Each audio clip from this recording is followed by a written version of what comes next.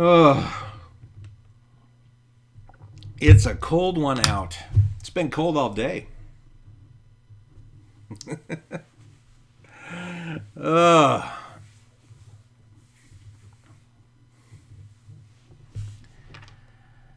Here we go.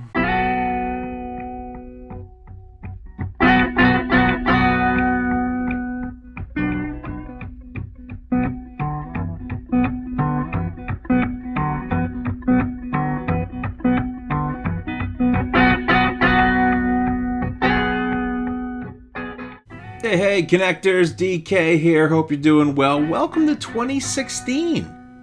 2016. Man, I just got used to saying 2015. This is going to be a disaster. So here we are in the beginning of the year, and like most organizations, this is the beginning of new year, new budget, new plans, new strategy. We need a lot of things to start the year off with, but most importantly, we need to start with some ground rules. Ground rules? What do you mean by ground rules?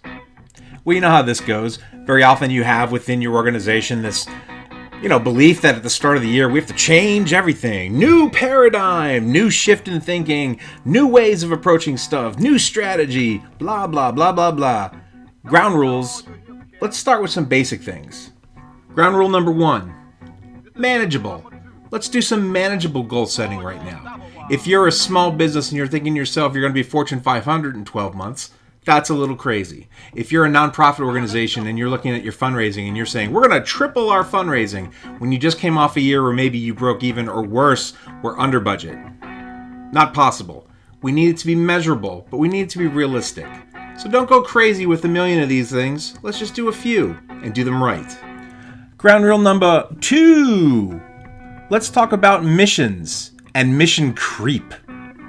Don't do it.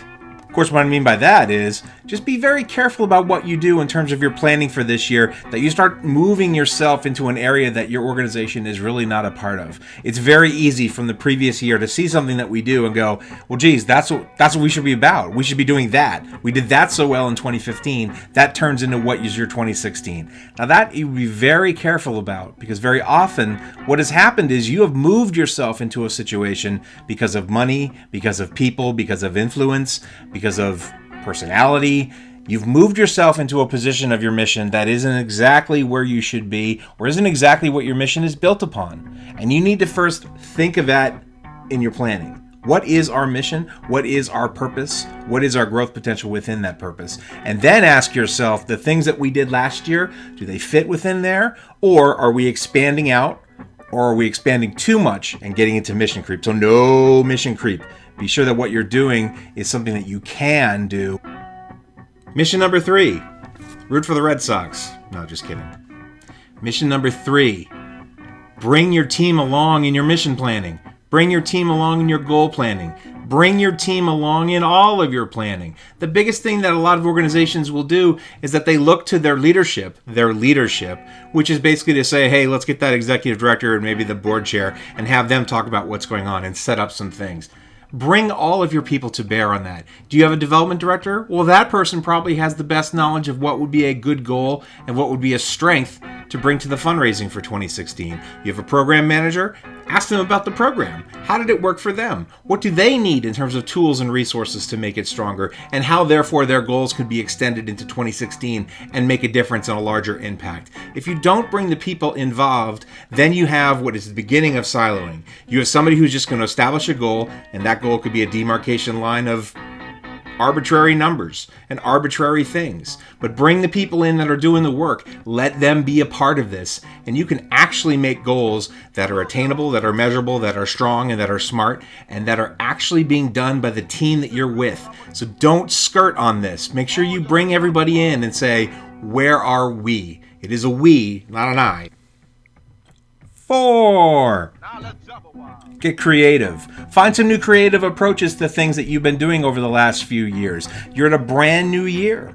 Brand new. You can set yourself apart by doing things differently. Think about things in a different manner. Look at the way your operations are being done now and say, is there something we can do in a unique setting, in a new, unique way? Something you can do in a new, unique voice. Something you can establish within the new year. But find creativity. Find a way to bring that in. Planning is not just the dollars and cents. It's not just the balance sheet. It's not just the mission statement with the memorized 2-3 lines that you hope everybody is doing within their elevator speech. It also is the creative approach. The things that you do well, you can improve upon from a creative standpoint. You don't have to reset everything. You don't have to change everything. You don't have to keep the status quo either. Find creativity and you'll find success. 5. Have some fun. Relax a little bit, will you? Enjoy yourself. Promise yourself you're going to have a little bit of fun. Who doesn't have fun with a hat like this? Honestly. 6. Find your why. If you don't know it by now, if you don't have the why to your organization, take time to do this. It's the most important thing you can do within your organization, is make sure that everyone, collectively, feels comfortable with the why. The why of your organization will answer a lot of different questions that donors and supporters and partners and volunteers and all of the public that you are representing, or all of the customers and clients that you have or will have, this will answer it for them. If you don't have a core reason, if you don't have the why, and the why is not to make your budget. The why is not about money. The why, that's an outcome. That's a nice outcome. That's an outcome we all need to be doing, but it's not the why. Why are you in business? Why are you doing what you're doing? Why is your mission so important? Why are you so important to the community success? Why is this community so important to all of us? You have to answer the why. If you can get to that, all the other ones are going to happen. But if you don't have that answer, and again, this is not your mission statement. That is words. Wordsmithing is something you can do if you choose to. I have other videos and conversations about mission statements and why I think we spend way too much time on those and should be focused on the story. But the why is the beginning. The why will actually help you in all the other aspects of your organization, whether it's in the fundraising, whether it's in the marketing and public relations, whether it's in the programmatic, whether it's in the administration. If you have your why, you can answer many problems with strength and confidence in your position, because you will know the core value of what it is to be your organization. So that's it. Follow those 6 things and you're going to have yourself a great start to a new year. I thank you guys so much for hanging out with me. Make sure you click on the doobly-doo below and make sure you check us out on Facebook and on Twitter. Follow us on the website. And make sure you follow more of our videos here on YouTube as well as on the website, connectthedotsmovement.org. This is DK. I love you so much. I will see you guys soon. Later.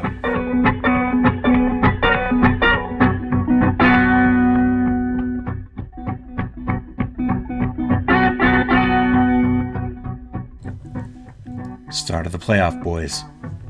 Let's do it. Do your job.